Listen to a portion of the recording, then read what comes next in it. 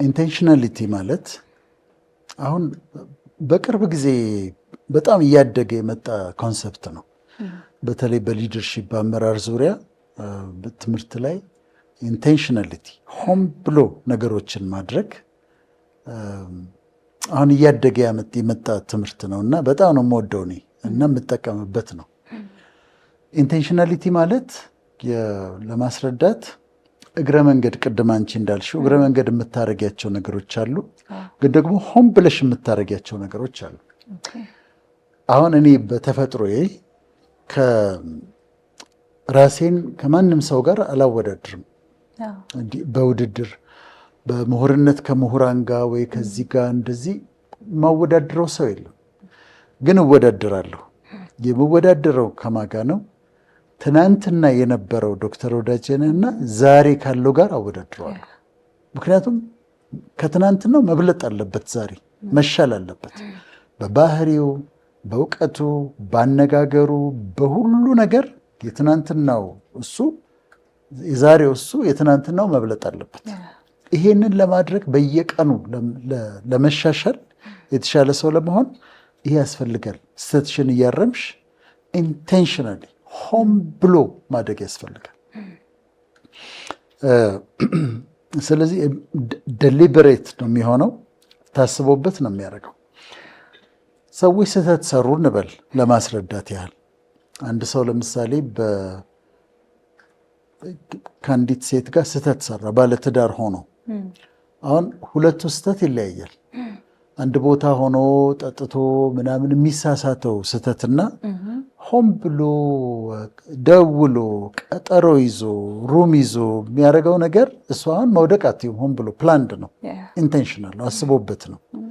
እንደ ብርጭቆ ከእጅ ላይ የሚወድቅ አይደለም እና ፕላንድ ነው። እሱኛው ሚስቴክ አይደለም፣ ሆን ብሎ የተደረገ ነው። በመንፈሳዊ ዓለምም ይሄ ሳናውቅ በስህተት የሚባለው አይደለም። ሳናውቅ በስህተት የሚባለው ኢንቴንሽናል አይደለም። አውቀን በድፍረት የሚባለው ግን ኢንቴንሽናል ነው። አመፃ ይባላል። ሆን ብሎ ሰው የፈጣሪ ፈቃድ እንዳልሆነ አምላክን እንደሚያስቆጣ አውቆ የሚያደርገው ነገር እሱ አመፃ ይባላል እና ቅጣቱም ከባድ ነው። ስለዚህ ኢንቴንሽናሊቲ ይሄ ነው። ሆን ብሎ ማድረግ እና ተሳስቶ ማድረግ። ስናድግም ደግሞ ነገሮችን ስናደርግ እግረ መንገድ የምናደርገው እንደ ዘበት የምናደርገውና አስበንበት ሆን ብለን የምናደርግበት ይለያያል ማለት ነው። ይሄ እኔ በጣም አስፈላጊ ነው። የአንድ ሰው ትልቅ እውቀት፣ በጣም ትልቅ እውቀት ራሱን ማወቁ ነው። አሁን አይመስልም አይደለም? ሰልፍ አዌርነስ፣ ራስን ማጥናትና ራስን ማወቅ በጣም ትልቅ እውቀት ነው። እንዴት ነው ራሳችን የምናውቀው? ስሜቶቻችን ምንድን ነው? የሚያናድደኝ ምንድን ነው? የሚያሳዝነኝ የሚያስደስተኝ ነገር ምንድን ነው? ወዲያው ወርዶ ከደስታ ወርዶ የሚጥለኝ ምንድን ነው? የሚያስቆጣኝ ምንድን ነው? የሚያናድደኝ ነገር ምንድን ነው ብለን እናጠናለን። ኢሞሽናችን እናጠናለን ሰልፍ አዌርነስ ላይ። ከዛ ሀሳባችን እናጠናለን። ብዙ ጊዜ እኔ የማስበው ስለምንድን ነው? ሀሳቤን የሚይዘው አብዛኛውን ጊዜ ምንድን ነው? ከአልጋ ተኝተሽ ስትነቂ አልጋ ላይ ትንሽ ቆየት እንላለን አይደለም? በዛ ሰዓት ምንድን ነው የምታስቢው? ምን አይነት ሀሳቦች ናቸው የሚመጡብሽ? እኔ ጋር የሚመጡ ሀሳቦች አንዳንዶቹ የሚያስቸግሩኝ ሀሳቦች፣ አንዳንዶቹ ደግሞ ጥሩ የሆኑ ሀሳቦች ምንድን ናቸው? ባዘር የሚያደርጉኝ የሚያስደስቱኝ ሀሳቦች ምንድን ናቸው? መኝታዬ ላይ የማስበው ሀሳብ ምንድን ነው? ስለዚህ የኢሞሽናችን እናጠናለን፣ ኮግኒሽን እናጠናለን፣ ሀሳባችን እናጠናለን። የሚያስጨንቁኝ ነገሮች ምንድን ናቸው? ሳላውቀው ፍርሃት ይለኝ ከሆነ ለምንድን ነው ፍርሃት የሚለኝ? ሳላውቀው ጭንቅ የሚለኝ ነገር ምንድን ነው? ስለ ልጆች ያስባለሁ ሳላውቀው፣ ሳብኮንሽስሊም ስለምናስብ ነው። ስለዚህ የሚያስጨንቀኝ ነገር ምንድን ነው? ይሄም ሰልፍ አዌር ራስን ማወቅ። ምኞቴ ግን ምንድን ነው? ምንድን ነው የምመኘው? በጣም የምፈልገው ነገር ምንድን ነው? ባለፈው ሳምንት እንደነበረ ምኞቴ ምንድን ነው? የምፈልገው ነገር ምንድን ነው? ህልምሽን ንገሪኝ ብዬ ብልሽ ምንድን ነው የምትነግርኝ ህልም? ይሄም ራስን ማወቅ ነው። እና ራሳችን እናጥና። ማነኝ እኔ? ከየት ነው የመጣሁት? እንዴት ነው የማስበው? ስሜቴ እንዴት ነው? ምኞቴ ምንድን ነው? ፍላጎቴ ምንድን ነው ብሎ ራስን ማወቅ ሰልፍ አዌርነስ። ይሄንን ግን እንደ አጋጣሚ ሳይሆን ሆን ሆን ብለን ኢንቴንሽናሊ ይሄን ሰውዬ ማጥናት አለብኝ። በደንብ ካወቅኩት ጥሩ ነው። ጥሩ እውቀት ነው። ትልቅ እውቀት ነው። ራሳችንን ለማጥናት ልክ ሌላ ነገር እንደምናጠናው ጊዜ ሰተን እንደምናጠናው በደንብ ቁጭ ብለሽ ነው የምታጠኝ። በደንብ እያሰብሽ እንዴት ነው ኢሞሽኔ፣ ስሜቶቼ፣ ሀሳቤ እንዴት ነው፣ መግባት መውጣቴ እንዴት ነው ብለሽ ጊዜ ሰተሽ ነው የምታጠኝ። ቁጭ ብለሽ ሜዲቴት እያረግሽ እያሰላሰልሽ ነው የምታጠኝ እና ያንን አጠናና ከዛ ደግሞ የሰዎች ደግሞ እንዴት ነው የሚያዩኝ? እኔን ፐርሴፕሽናቸው ምንድን ነው የምመስላቸው? ሲያዩኝ ትሁት ነው የምመስላቸው? ትዕቢተኛ ነው የምመስላቸው? የሰዎች ፐርሴፕሽንስ እንዴት ነው ብለሽ ደግሞ ትጠይቂያለሽ። ልክ ሰዎች ስለ እኔ ምን ይላሉ እንደሚለው እንደዛ የሰዎችን አመለካከት ደግሞ ታጠኛለሽ እና የተሳሳተ ከሆነ ታስተካክያለሽ። የሚመስላቸው ከሆነ ያ የሚመስላቸው ነገር አንቺ ያልሆንሽው የሚመስላቸው ከሆነ ታስተካክያለሽ። ከዛ መኖርሽን ታውቂዋለሽ። እሱም ይጠናል። አንዳንድ ጊዜ በህይወታችን ድንገት ፋይንድ አውት የምናደርጋቸው ነገሮች፣ የምናውቃቸው ነገሮች በጣም ያስገርማሉ። እኔ ገጠመኝን ልንገርሽ።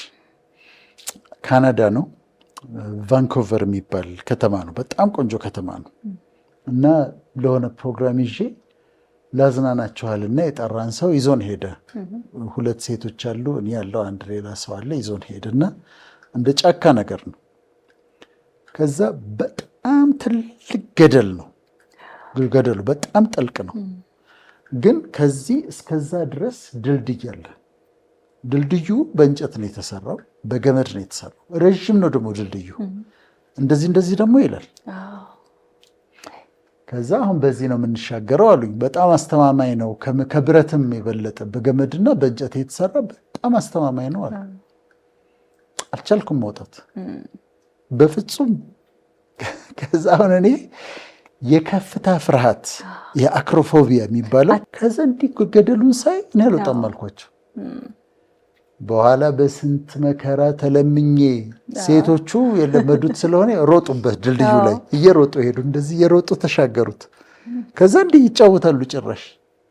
ከዛ እኔ ገደሉ እንደዚህ ያየዋለሁ። በስንት መከራ መሰለሽ የወጣሁት። አሁን ይሄ አክሮፎቢያ ይባላል። አክሮፎቢያ የከፍታ ፍርሃት ነው እና እንደዚህ ስታይ ገደሉን የምትፈሪው ነው። ኤሮፎቢያ የለብኝም፣ በፕሌን ሲሄድ ስጋት የለብኝም። ይሄኛው ፎቢያ እንዳለብኝ ግን አላውቅም ነበር። ስለዚህ ስለ ራስሽ ፋይንድ አውት የምታረጊያቸው አንዳንድ ነገሮች ከዛ ወይ ጉድ እንዲህ ነበረ እንዲህ ትያለሽ። በትንሽ መንፈሳዊ ሞቅታ የነበርኩበት ዘመን ላይ እኔ ሰው ላይ መፍረድ ነበር። እንዴት እንደዚህ ትሰማላችሁ? እንዴት ይሄንን ታያላችሁ? እንዴት ይሄንን ታረጋላችሁ? ምናምን ነበር። ከዛ ቆይቶ የራሴን ድካሞች ፋይንድ አውት ሳረግ ወይ ለካ በጸጋ ነው እንጂ ሳይና ድካሜን ሳይ ማለት ለመውደቅ ያለኝ ፖሲቢሊቲ በጣም ሃይ እንደሆነ ሳይ ጀጅ ማድረግ ተውኩኝ፣ መፍረድ ተውኩኝ። በቃ በጸጋ ብቻ እንደሆነ አወኩኝና ስለ ራሳችን ፋይንድ አውት የምናደርጋቸው ነገሮች ቆይተን በጣም አስገራሚ ናቸው። ፐርሴፕሽን ላይ እኔ ምን አስታውሳለሁ፣ አንድ ጊዜ የሆነ ቸርች ውስጥ ነው፣ አሜሪካ ውስጥ ነው እና ልጅቷ የመጨረሻ ዘናጭ ነች። ቅብጥብጥ ያለች ደግሞ ቅብጥብጥ ያለች። ከዛ አሁን ማንም ሰው እሷን አይቷት በቃ የሆነች ከወንዶች ጋር የምትዞር ምናምን ትመስልሻለች። ቀርበሽ ስታያት ምናልባት ቤተክርስቲያን ውስጥ ያለችው የመጨረሻው ጨዋ ልጅ እሷ ነች። የመጨረሻዋ ዲሲፕሊንድ ጨዋ እሷ ነች። እና አለባበስ አይተሽ ጀጅ ካደረግሽ፣ ጨዋታዋን ሳቋን ምናምን አይተሽ ጀጅ ካደረግሻት አይ ይህች ልጅ እኮ በቃ አርፋ አትቀመጥ የምታያት ልጅ የመጨረሻዋ ቅዱስ ግን እሷ ልትሆን ትችላለች። እና የፐርሴፕሽን ጉዳይ ነው።